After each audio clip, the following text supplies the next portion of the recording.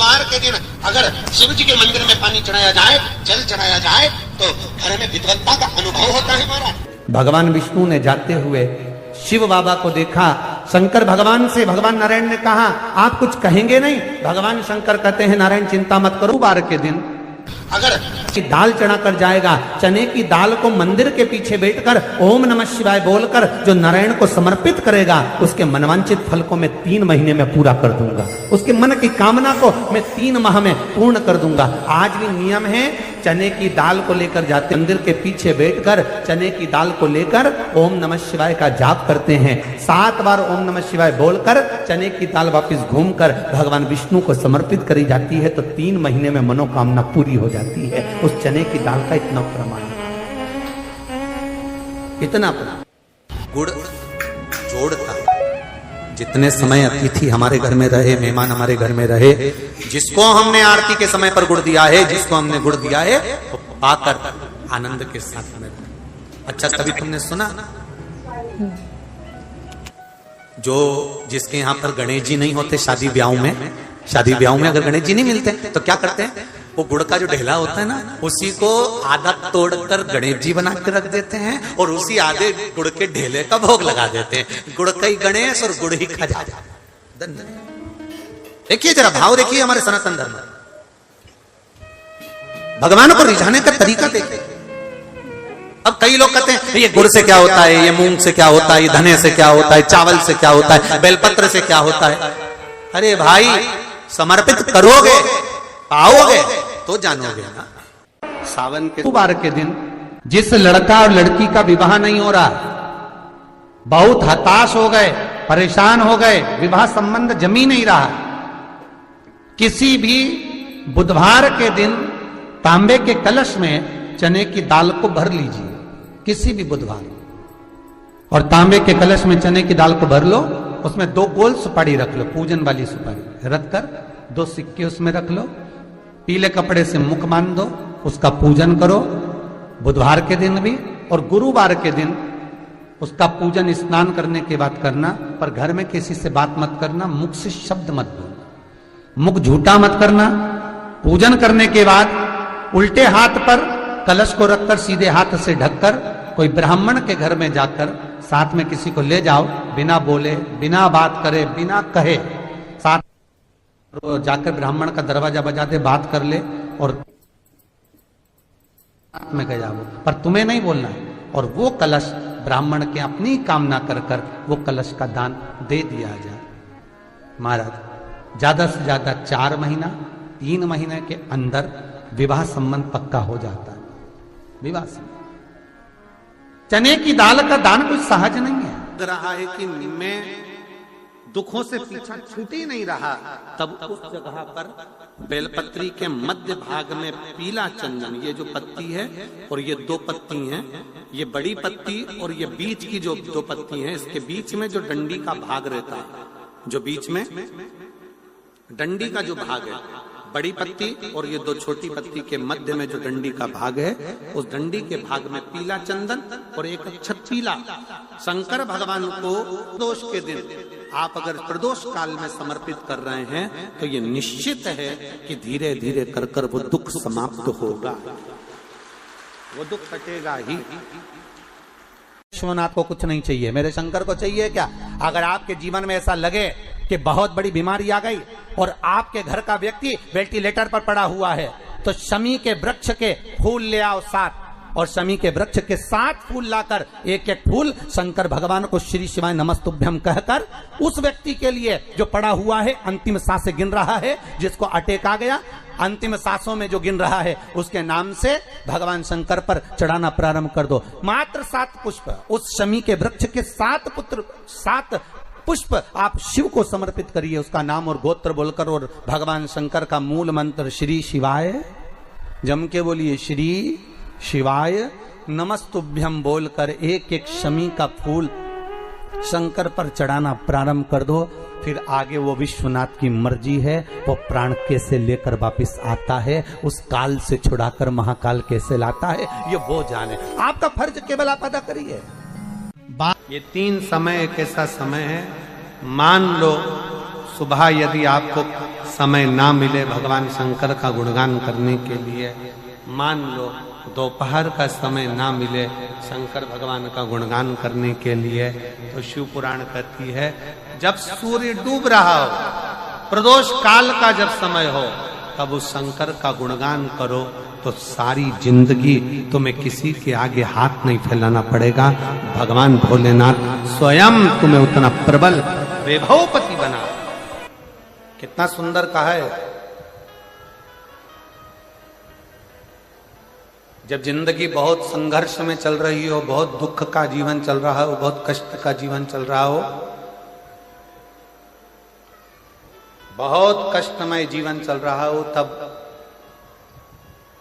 शमी के 5 पत्ते, शमी के 5 पत्ते, एक दुर्वा के साथ एक अक्षत चावल का एक दाना, वो भी हल्दी में भिंगोया हुआ हो या केसर में भिंगोया हुआ हो, शमी पत्र 5, एक दुर्वा, एक चावल का दाना, जो दिल से हृदय से बेलपत्री के वृक्ष के नीचे पार्थिव लिंग का निर्माण कर कर मट्टी का शिवलिंग बनाकर प्रदोष काल में, मतलब शाम के समय पर शिवलिंग बनाकर उस पे जल चढ़ाकर, जो ये 5 शमी का पत्र, एक दुर्वा और एक चावल का दाना, अपनी कामना कर कर जो दुख चल रहा है बाबा से विनय कर कर एक एक पत्ता जब समर्पित कर दे, फिर एक दुर्वा समर्पित कर दे, फिर एक चावल का दाना समर्पित कर दे और बाबा का वहीं पर पुनः विसर्जन कर दे, 3 महीना तो जाने दो, 15 दिन के अंदर वो दुख कटता जरूर है, चाहे कोई भी दुख, किसी भी तरह का दुख क्यों नहीं। एक बेलपत्र के वृक्ष की परिक्रमा करने वाले को हजारों अश्वमेध यज्ञ का फल प्राप्त हो जाता है, हजारों अश्वमेध यज्ञ का फल प्राप्त हो जाता है। उसी तरह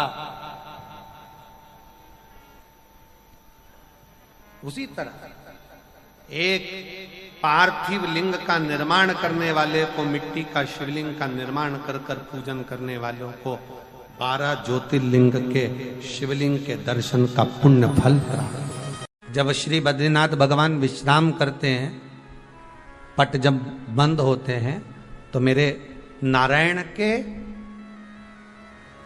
हृदय से बाहर जो लक्ष्मी जी का मंदिर है, वहां से लक्ष्मी जी को लाकर हृदय से लगाया जाता है और भगवान को एक कम्मल पूरा घी में उसको लपेट कर, पूरे घृत में उसको लगाकर, गौ माता के घृत में उसको लगाकर नारायण को भगवान शिव का स्मरण कर कर लपेटा जाता है। भगवान नारायण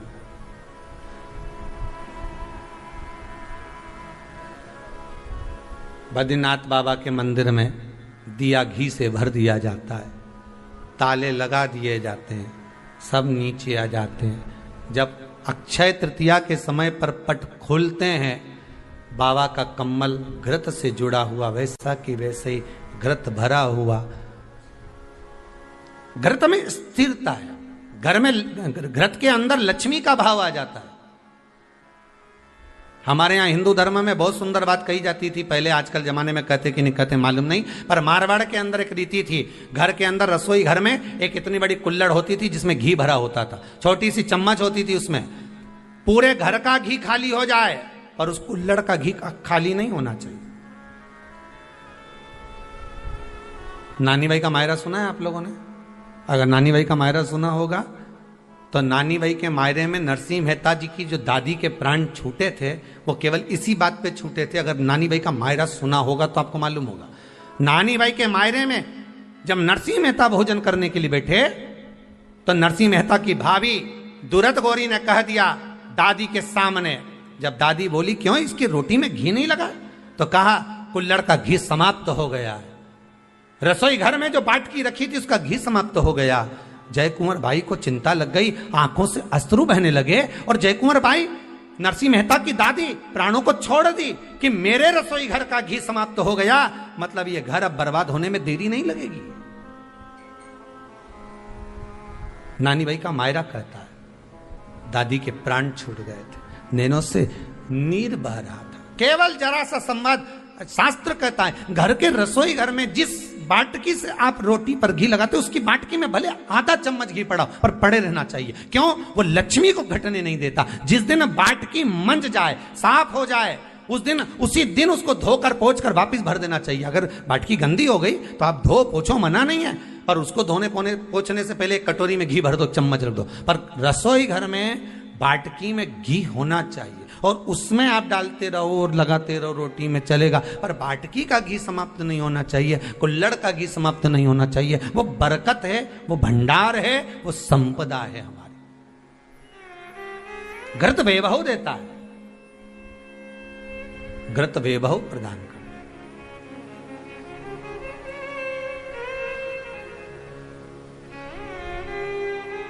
घृत वैभवता देता है। कितना सुंदर कहा है। शंकर भगवान के शिवलिंग पर घृत चढ़ाने के बाद आपने दही चढ़ाया शिव जी को, ठीक है, आपने दूध चढ़ाया, जल चढ़ाया, दही चढ़ाया, शहद चढ़ाया, शक्कर चढ़ाई, मिष्ठान चढ़ाया, जो भी आप शिव जी को चढ़ा रहे हो उसमें से केवल एक पदार्थ, एक वस्तु, घी, शंकर के शिवलिंग पर चढ़ाने के बाद में उसी शिवलिंग का घृत, जहां शिवलिंग रखा हुआ है, शिवलिंग जहां रखा रहता है उस कटी पर उस घृत से हस्त फेर देना चाहिए अपनी मनोकामना कर कर। जो अभिषेक आपने किया है वो अभिषेक का फल भगवान भोलेनाथ कुछ ही दिन में प्रदान कर देते हैं। मात्र उंगली फेर देने पर, घृत पात्र की उंगली, घृत का जो आप अभिषेक कर रहे हो, जल चढ़ा रहे हो, दूध चढ़ा रहे हो, आप पंचामृत सामग्री समर्पित कर रहे हो, आप दुनिया की सारी वस्तु भगवान को दे रहे हो, तो घी चढ़ाते समय जब घी चढ़ जाए, शंकर के शिवलिंग पर घी चढ़ गया, उसकी एक उंगली लेकर शिव मंदिर में जहां शंकर जी पिंडी पर बैठे हैं उस जलाधारी पर जो शिवलिंग रखा हुआ है उसके चारों तरफ उस घृत को लगा देना चाहिए अपनी कामना कर कर। महाराज शिव उसको स्वीकार करता है। क्यों? शंकर और पार्वती के मिलन स्थल माता पार्वती की गोद में भगवान शंकर का जो शिवलिंग स्वरूप विराजमान है, हस्त कमल के अंतर्गत जो भगवान विराजमान है, उसका फल चोगना मिल जाए।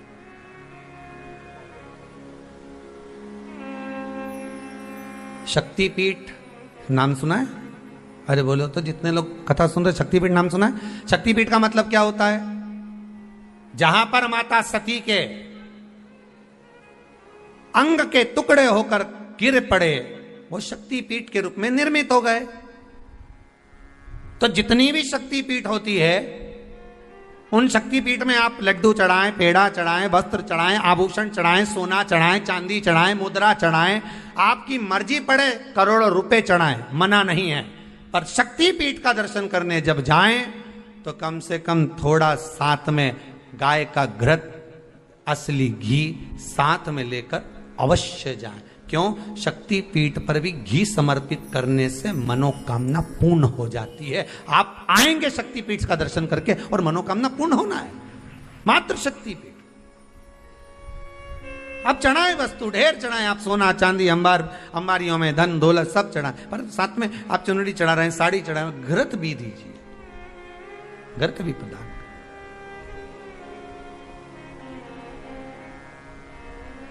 घृत का दान मूल है। धर्म पत्नी से संतान नहीं, औलाद नहीं, बड़े दुखी है, बड़े दुखी। अच्छा, संतान नहीं हो, किसी नारी की गोद, अगर स्त्री की गोद अगर खाली रह जाए तो भी दुख होता है उसको कि मेरे घर में औलाद नहीं, संतान नहीं। हम कई बार कहे, आज फिर कहते हैं, ये टेस्ट भी बाद में कराना, सारी जांचें बाद में कराना। एक बार शंकर का भजन कर कर देख लो, सब जगह से अगर हार जाओ और सारे रिपोर्ट आपकी आपने सब दूर दिखा ली, तो एक बार शंकर पर भरोसा कर कर तुम रुका जी का नाम लेकर सफेद आंकड़े की जड़ को शिव जी पे से रजस्वला धर्म के 7वें दिन 21 बार घुमा लो। नाम गोत्र बोलकर कमर में लाल धागे में बांध लो। पीपल के पत्ते शिव जी को चढ़ाओ, उठाकर लाओ। उस एक पत्ते को रात्रि को गाय के दूध में उकालो और उस दूध को दोनों पति पत्नी पियो। साथ रहिए, समय आएगा, बाबा चाहेगा तो 3 या 4 महीने में गर्भ ठहर ही जाएगा। सारे डॉक्टर को दिखा लिया अपनी जगह, टेस्ट भी करवा लिया अपनी जगह, पर एक बार प्रयोग, और वो विश्वास रखकर करना पड़ेगा। शंकर पर जो भी कार्य कर रहे हो आप, जो उपाय कर रहे हो आप, शिव का स्मरण कर, भगवान पर अगर विश्वास रखोगे, भरोसो दृढ़ इन चरणन कहो, श्री वल्लभ नखचंद्र छटा बिन सब जगमा ही अंधेरो। अगर भरोसा है तो शंकर है, और भरोसा नहीं तो शिव कहां से। विश्वास लेकर अगर आए हो तो काम तो होगा। ये लोग काशी से आए हुए हैं, विश्वास लेकर ही तो आए होंगे कि हम जाएंगे शंकर की कथा में तो बाबा कृपा जरूर करेगा। कई लोग यहाँ पर बैठे हुए हैं जो विश्वास लेकर आए हुए हैं, दूर दूर से आए हुए हैं, केवल विश्वास लेकर कि भगवान कृपा करेगा किसी ना किसी रूप में, मुझे विश्वास है कि बाबा मेरी सुनेगा। और फिर कहता हूं, कथा में अगर आपने मन लगा लिया, भले टीवी चैनल के माध्यम से श्रवण कर रहे हो, भले मोबाइल के माध्यम से श्रवण कर रहे हो, भले पंडाल में सुन रहे हो, बाबा से अगर दिल से आपने अगर कह दिया तो 3 महीना बहुत होता है सब कामना पूरी होने के लिए। मेरा बाबा आपको कुछ ना कुछ दे ही देता है, बस आपकी रुचि के अनुसार सुख प्रदान कर ही देता है। आप उस पर विश्वास, भरोसा, भटकना नहीं है हमको। जिस नारी का रजोधर्म के अंतर्गत नारी को जो परेशानियां होती हैं, कोई के 8 दिन पहले, 4 दिन पहले, 3 दिन पहले कहीं ना कहीं रजोधर्म के अंतर्गत जो बीमारियां होती हैं, उसके लिए महाराज 7 चने की दाल के दाने तुलसी महारानी के सामने कटोरी में रखकर तुलसी के 3 पत्ते उसमें डालकर अपनी मनोकामना कर कर तुलसी में 3 बार जल छोड़कर वो तुलसी और वो चने की दाल ले जाएं और उसको धीरे धीरे कर कर एक एक कर कर सुबह शाम दोपहर में उसको खा लीजिए। रजो धर्म से जुड़ी हुई परेशानी समाप्त। कोई सहज नहीं है महाराज। चने की दाल को स्वर्ण दान का भी भाव कहा गया। हमारे हिंदू धर्म में चने की दाल को स्वर्ण दान भी करते हैं। जो व्यक्ति स्वर्ण दान नहीं कर पाता वो चने की दाल का दान कर देता है, तो स्वर्ण दान के बराबर मान्य है महाराज। फिर निवेदन करा, चने की दाल का व्याख्यान वर्णन फिर किया गया। मान लो कोई प्लाट है, कोई प्रॉपर्टी है, कोई जमीन है, कोई जायदाद और नहीं बिक रही, बहुत परेशान हो गए, लाखों करोड़ों रुपए तुम्हारे डूब गए और ये प्रॉपर्टी बिके, तब तुम उबरो, तो उसके लिए चने की दाल को एक रात्रि पहले रविवार के दिन घर में गला लीजिए और उसको गलाकर दूसरे दिन उसमें थोड़ा सा चंदन मिलाकर पीस लीजिए। पर पीसना आपको मिक्सर में नहीं है, पीसना आपको सिलबट्टे पर, चकोटी पर जो आपके यहां उससे उसको पीस लीजिए। और पीसने के बाद उसमें थोड़ा सा दूध मिलाकर शिव मंदिर में जाकर शंकर भगवान के शिवलिंग का सोमवार के दिन लेपन करिए। लेपन कर कर अपनी कामना कर कर शिवलिंग पर 3 उंगलियां लगा लीजिए हमारे, अपनी कामना कर कर। जो 3 उंगलियां आपने लगाई है, उंगली हटाते समय चंदन के लेपन को जो लगाया आपने, चने की दाल का लेपन, स्वर्ण का लेपन, उसको हम कहते हैं स्वर्ण लेपन, उसको लेकर आ जाइए महाराज। उसको थोड़ा सा लेकर आ जाओ, एक किसी भी फूल में उसको लगाकर जो जमीन, जो प्रॉपर्टी, जो जगह बेचना है वहां पटक दीजिए महाराज। उसके ग्राहक आना चालू हो जाएंगे और वो प्रॉपर्टी शीघ्र बिक जाएगी। अपनी कामना के अनुसार बिकेगी कि कितने में आपको बेचना, अपने अनुसार। महाराज चने की दाल स्वर्ण दान के बराबर है। चने की दाल को सहज नहीं समझा जाता, गुरु भक्ति के लिए बहुत मूल है। माताएं कई बार पीले गुरुवार करती हैं या केले के पेड़ के नीचे पूजन करती है तो चने दाल समर्पित करती है। क्यों करती है? उसका भाव है स्वर्ण दान के बराबर, मनवांचित फल की प्राप्ति के लिए, मनोकामना के लिए। जिस जमीन में फसल कम होती हो, जिस जमीन में प्रॉपर्टी के अंतर्गत कहीं लाभ नहीं मिल रहा हो, जो कई लोग वो जमीन की दलाली का काम करते हैं ना, जमीन बेचवाते हैं, खरीदवाते हैं और कोई लाभ ही नहीं मिल रहा, कई दिनों निकाल दिए, साल निकाल दिए, कोई लाभ नहीं हुआ, तो निवेदन है शंकर भगवान के मंदिर में शिवलिंग पर 108 चने के दाल समर्पित करो। उस 108 चने की दाल को प्रदोष के दिन शाम के समय समर्पित कर उस दाल को उठाकर लिया, जेब में पीले रुमाल के साथ उसको बांध कर रख लो। किसी प्रॉपर्टी का सौदा कराने जाओ, उसको पटक कर लेकर जाओ, आपके लाभ होना चालू, सौदे होना चालू, आपको कमीशन मिलना चालू। बद्रीनाथ में अगर 41 दाने चने की दाल के पीले कपड़े में बांधकर जो शंकर भगवान के 41 बार नाम लेकर बद्रिकाश्रम को चढ़ाता है, आज भी उसकी मनोकामना पूरी हो जाती है। इसलिए बद्री नारायण में चने की दाल चढ़ती है। क्यों चढ़ती है किसी को नहीं मालूम, पर उसका कारण यह शिव महापुराण में लिखा कि बद्रिकाश्रम में चने की दाल शंकर भगवान का नाम लेकर चढ़ाई जाती है। क्यों? क्योंकि जब जैसे दादी को स्वर्ण सीढ़ी चढ़ाते हैं, देखा स्वर्ण सीढ़ी चढ़ाते हैं तो चने की दाल बर्तन में भरते हैं, फिर उस पर सोने की सीढ़ी रखते हैं, तब वो स्वर्ण सीढ़ी चढ़ती है। उसी तरह जब हम किसी बच्चे को गोदी लेते हैं और उसको कोई दान देते हैं, अपना मकान अपनी जायदाद जब उसके नाम लिखते हैं, तो बच्चे को जब गोदी लिया जाता है तो सामने थाली में चने की दाल भरी जाती है। नामकरण संस्कार जब बच्चे का किया जाता है तो सामने थाली में चने की दाल रखी जाती है। क्यों? चने की दाल जब हम दान करते हैं तो स्वर्ण के बराबर दान का, प्रॉपर्टी के बराबर दान का लाभ जीव को प्राप्त होता है। आज भी नारायण के मंदिर में बद्रिकाश्रम में 41 दाने चने की दाल के देने पर, आपको 41 तो गिनता नहीं इसलिए पोटली में बांध कर ले जाता है, जितने हैं दे दो, शिव का नाम समर्पित करिए। हर हर भगवान शिव का नाम लेकर बद्रिकाश्रम में चने की दाल का दान। अच्छा, इसलिए केदारनाथ में जपा जाता है नारायण नारायण और बद्रिकाश्रम में जपा जाता है ओम नमः शिवाय। दोनों जगह विपरीत दशा है। केदारनाथ जी में क्या जपना चाहिए? श्रीमन नारायण, ओम नमो भगवते वासुदेवाय, श्री कृष्ण शरणम मम। ऐसे केदारनाथ जी में बैठकर भगवान का नाम का जाप करना चाहिए। और बद्रिकाश्रम में जब भी जाओ तो मुख से ओम नमः शिवाय, ओम नमः शिवाय। जैसे व्यक्ति का कोई काम नहीं हो रहा हो, बहुत दिन से लगे, बहुत समय से लगे, ये काम हो ही नहीं रहा, तो शंकर जी का नाम को उल्टा कर कर जपना चालू कर दो। नमः शिवाय ओम। सीधा नाम क्या है? ओम नमः शिवाय, शिवाय नमः ओम।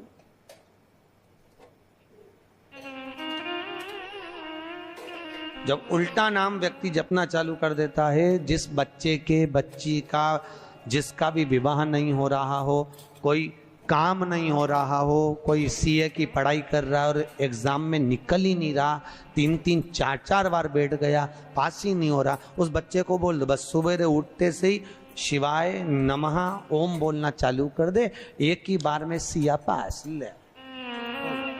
कहा करत बा, जॉब नहीं लग रहा हो, जब उल्टा उल्टा जप ले। ये उसी में का हाल है। जैसे किसी व्यक्ति से अपने को पैसा लेना है और दे नहीं रहा, क्या करना है? सूर्य नारायण भगवान को अर्घ दो। तो 21 दाने लाल मिर्ची के जो दाने होते हैं, देखें लाल मिर्ची के अंदर दाने होते हैं, उसके 21 दाने निकालकर पानी में डाल दो और पानी में डालकर उसी जल से सूर्य को अर्घ दे दो। उस व्यक्ति का नाम लेकर जिससे पैसा लेना है, हाथ जोड़कर देने आता है, तुरंत 3 महीने के अंदर पैसा लौटा दे, तुरंत हाथ जोड़कर। ये सूर्य को अर्घ देने पर मात्र व्यक्ति दौड़कर पैसा देने आता है, कितना भी हो, रहने नहीं देता प्रचंड। शिव के सिवा दुनिया में कोई दानी नहीं, शंकर जैसा कोई दानी नहीं हो सकता। स्वयं कैलाश पर रहता है और दुनिया को लखपति, करोड़पति, आनंदपति बनाकर भेज देता है। कभी अगर मौका लगे, कभी ऐसा योग लग जाए कि कोई आपसे कहे कि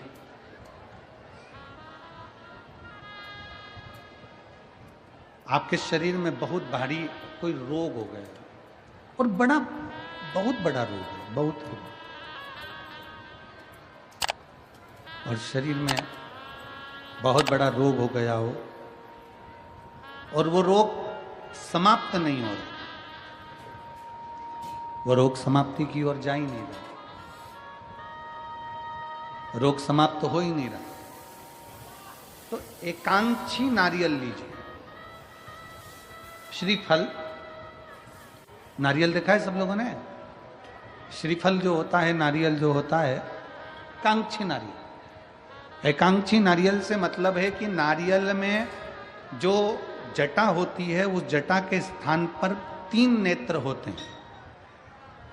किसी किसी नारियल में 2 नेत्र होते हैं, किसी में 3 नेत्र होते हैं, किसी में 2 नेत्र होते हैं, किसी में 3 नेत्र होते हैं।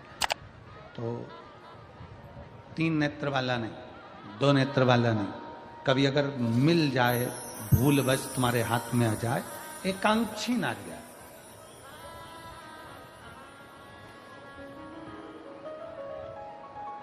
एक नेत्र वाला। पहले बताओ देखा है कि नहीं देखा? पहले ये तो बोलो कि नारियल के पीछे 3 आंखें दिखती हैं, 3 आंखें, किसी में 2 आंखें नजर आती हैं। उसी तरह एक एकांक्षी नारियल, एक नेत्र वाला। कभी अगर मौका लगे और अगर रोग बढ़ रहा है, घट नहीं रहा, तकलीफ बड़ी बढ़ रही है, घट नहीं रही, सारे इलाज करवा लिए, सारी दवाइयां ले ली, सारी जांचें करवा ली, सारे डॉक्टरों को दिखा लिया, उसके बाद भी अगर आराम नहीं लग रहा है तो एकांक्षी नारियल। और उस एकांक्षी नारियल के साथ में 7 दुर्वा,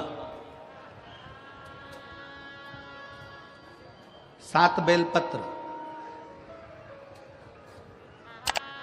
7 दुर्वा, 7 बेलपत्र, 7 पीले कनेर के पुष्प हाथ में लेकर, जो व्यक्ति बहुत ज्यादा बीमारी अवस्था में है और दवाइयां भी अगर लॉक नहीं कर रही हैं, डॉक्टर की दवाइयां खाते रहो, दिखाते रहो, उसके साथ में वो एकांक्षी नारियल जिसकी एक आंख है, 7 दुर्वा, 7 बेलपत्र, 7 पीले कनेर के पुष्प हाथ में लेकर श्री शिवाय नमस्तुभ्यम कहते हुए हाटकेश्वर महादेव का नाम लेकर। कौन से महादेव? हाटकेश्वर महादेव। हाटकेश्वर महादेव का नाम लेकर अपनी कामना करते हुए, बाबा से विनय करते हुए, जहां से, जैसे ये शिवलिंग है, ये जलाधारी है, ये जलाधारी से जल बह रहा है, ये जल बहकर जहां से जाता है, ये जल बहने के स्थान जहां तक है, उसके बीच में कहीं पर भी, जहां जल बह रहा है ना, ये पानी बहकर जहां जा रहा है, उस स्थान पर कहीं पर भी, वो जल बहकर जहां से जा रहा है जमीन पर, उस स्थान पर कहीं पर भी उस नारियल को, एकांक्षी नारियल, 3 आंख वाला नहीं, 2 आंख वाला नहीं, एक नेत्र वाला एकांक्षी नारियल, सफेद पीला कनेर, 7 बेलपत्र, 7 दुर्वा के साथ में उसको रख दीजिए और 1 लोटा जल देवाधिदेव महादेव को दक्षिण के भाग में खड़े होकर, उत्तर की ओर मुख कर कर, यहां बैठकर या खड़े होकर इस भाग में उधर की ओर देखते हुए जल समर्पित कर दीजिए। उसमें से 1 बेलपत्र, 1 दुर्वा उठाकर लिया, उसी में से 1 कनेर का पुष्प अशोक सुंदरी वाली जगह पर समर्पित कर दो। दुर्वा सुबह के समय पर खाना है, बेलपत्री दोपहर के समय पर खाना है। उसके बाद में 15 दिन 8 दिन बाद फिर वापस जांच कराओ, आपके रोग में आराम मिलना प्रारंभ हो जाएगा। शिव उसको ठीक करना प्रारंभ कर। एकांक्षी नारियल अजब दान दीजिए। गुरु द्रोणाचार्य ने कहा कि जो शीश का दान दे देगा, जो शीश,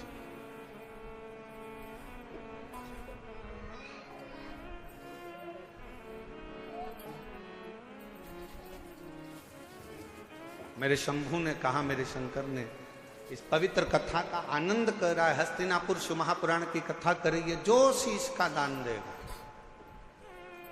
वो मुझसे शस्त्र विद्या सीख लेगा।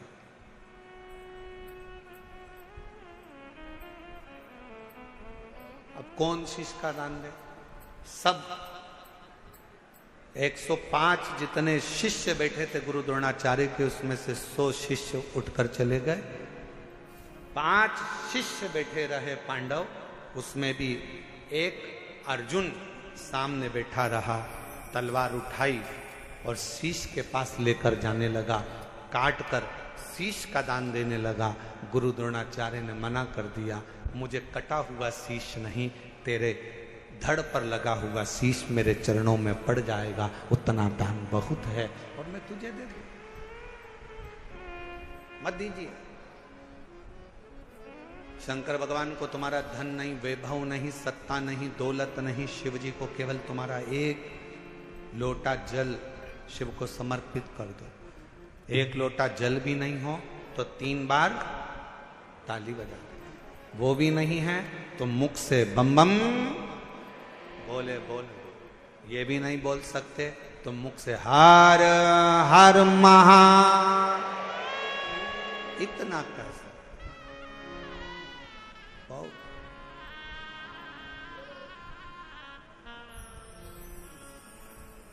कुछ नहीं। जिस दिन अहंकार छोड़कर, अभिमत्ता त्याग कर, अभिमान का त्याग कर कर, जिस दिन अहंकार को छोड़कर तुम शिव की ओर बढ़ोगे, शिव तुम्हें प्राप्त हो जाएगा। हस्तिनापुर शिव महापुराण की कथा में हस्तिन नाम का जो राजा था वो शंकर का परम उपासक था, जिसने इस राज्य को बसाया था।